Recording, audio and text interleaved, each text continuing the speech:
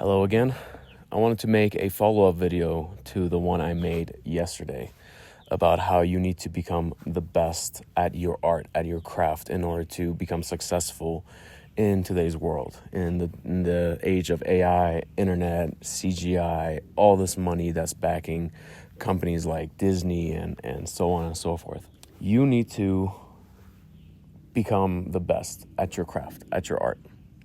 Now, one of the most important foundations to that is finding your voice, finding your eye, finding the way you want to show the world, how you want to express yourself, and how you see the world. I do photography, so most of the things I'll be talking about in this video pertains to photography, but I believe it applies to almost any other art form, whether it's painting or it's acting or stand-up comedy or welding or making statues or whatever it is. I believe this all applies to that as well. I think photography has drifted really far from the core of its mission, which was just telling good grounded stories and capturing a moment that you see. In today's world, and I'm not bashing people that edit their photos or do a lot of post-processing, but in today's world, and when you go on Instagram and you check out a lot of Instagram pages that do, like in my field is nature and wildlife photography, but when you see all sorts of Instagram pages that capture cityscapes or capture cars or animals and this and that, it's a lot of blown out colors and lights that don't exist, and it's a lot of post-processing these days, and although that's okay, but for me, I believe when you rely too heavily on post-processing in the very beginning, you don't build that muscle in your brain and in your eye to try to compose something right on the spot. A lot of us, including myself in the beginning, could rely really heavily on editing and would almost not care what they're capturing because they know that in post they can do anything. They can change the light, they can change the texture, they can change the clarity, they can even change the background, they can isolate the subject and completely change what the photo was originally meant to be. And that is art on its own. That is art. And the people that make that are artists. But for me, as a photographer, I wanted to, at some point, to sharpen my eye, the way I want to capture things, and not look similar to anyone else. At some point in my photography journey, I decided that every photo that I capture and decide to publish or post into the internet, it has to be, first of all, better than the previous photo. It has to be different than anything else and has to be unique. Even if it's at a very popular destination, it has to be captured in a way that is telling a different story than everyone else before it have told. Let's say if I go to Yosemite or Joshua Tree, which I have many times in the past couple of years to sharpen my my photography skills, I find myself going to locations that have been captured by millions of people over the last 100 years, but I want to capture it in completely different ways. I want to capture it in a different angle, different light, different way to tell a story that has never been told before. And I think that's really powerful. And that comes from building off of the previous video that I made yesterday. You have to take yourself seriously. You have to take your work seriously, and you have to have confidence in yourself and in your imagination and in your creativity, that you are creative enough and able enough to create something out of nothing that's unique enough that will stand on its own in today's world. In today's world, again, with AI and everyone trying to be a photographer, it is really hard to stand out. And the only way, in my opinion, to stand out is by being unique and by coming up with your eye and your vision and the way you frame things and the way you want to tell a story and the way, and the way you see the world and the way you want to express yourself, because not everyone sees the world the same way. Even when you're walking down a trail, let's say the trees behind me, if you're walking down, every person, I'm convinced, sees the frames differently. And with photography, you're able to capture the way you see it. And one of the ways that with photography you're able to tell a story and express your vision is by having different focal lengths.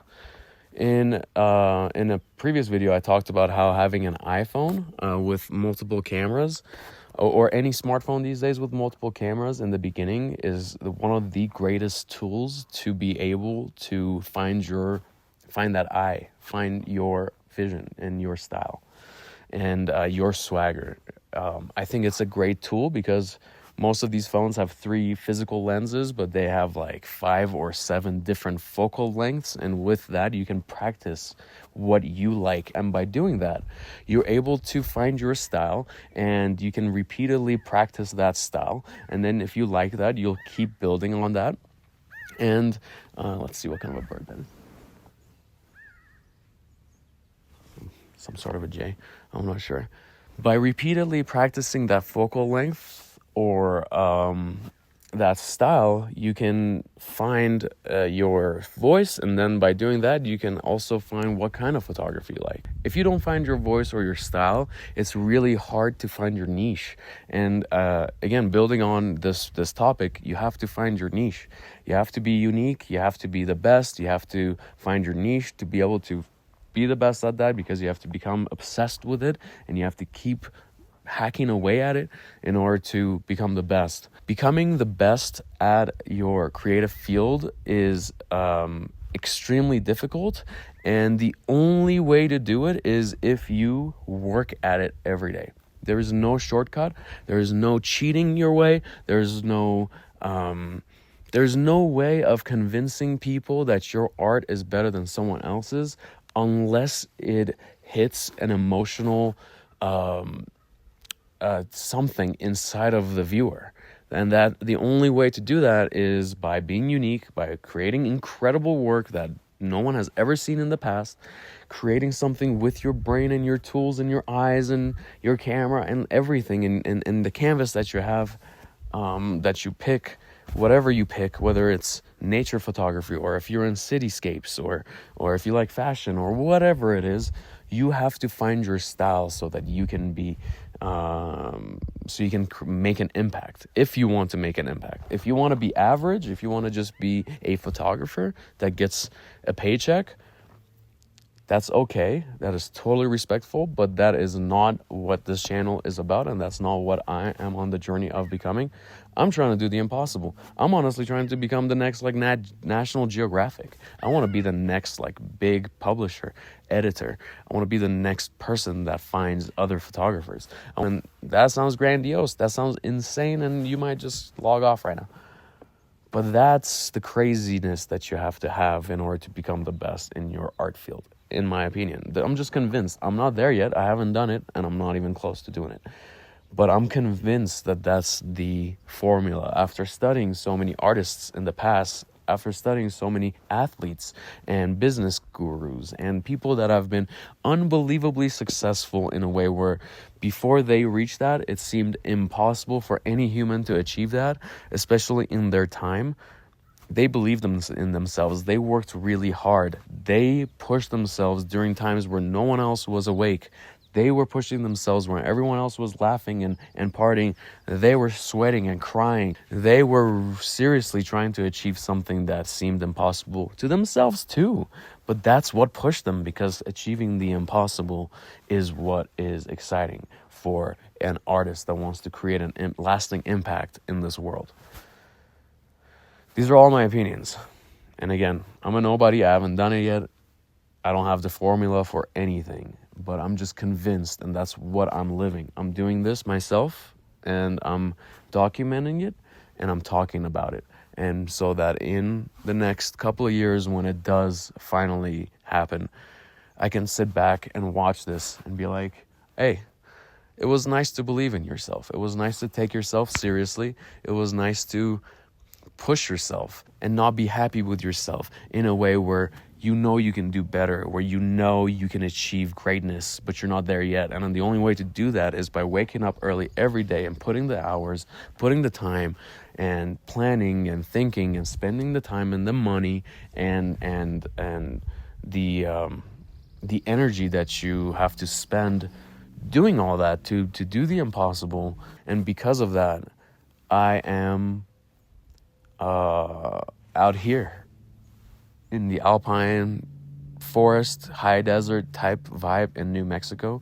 On my way through the country, I'm trying to see all these beautiful states, to photograph them and document them for me to enjoy, but also for me to share to the world and have the world enjoy the beauty of this world through my lens. And again, the only way I can achieve greatness, in my opinion, is by being unique, taking myself seriously, working hard to become better every single day. And if my style stays the same for too many months in a row, or too many posts in a row, or too many photos in a row, too many projects in a row, I know that I need to push myself harder, because my voice hasn't changed. My voice is the same as it was a month ago, and that's concerning to me.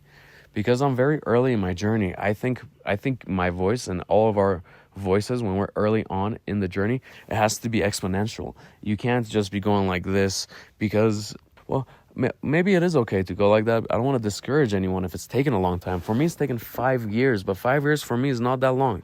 Like, for a lot of people were like, oh my God, it's been 5 years. Because like interview questions are like, where do you want to see yourself in 5 years? 5 years is a short period of time. If you think about it, college is 4 years. College flew by, right? If you've been to college, it flies by. That's 4 years. Add one more year. That's not that long of a time. People go to college to get one degree, and the degree usually isn't even that special, and they don't actually feel like they learn anything. Over the last 5 years, I feel like I've grown an insane amount as a photographer that I never did in college in the respective field that I was at the time, which was finance.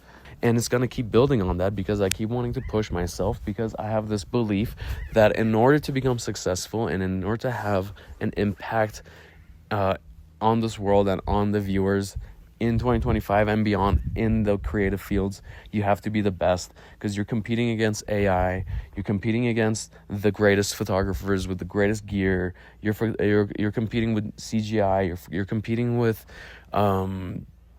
so much stuff out there. And in order for you to grab people's attention, you have to become the best. You have to become unique, or you have to be unique, and you have to tell stories in a way no one has ever told in the past. I hope this video helped you. I was rambling. I think the core of the video is pretty simple.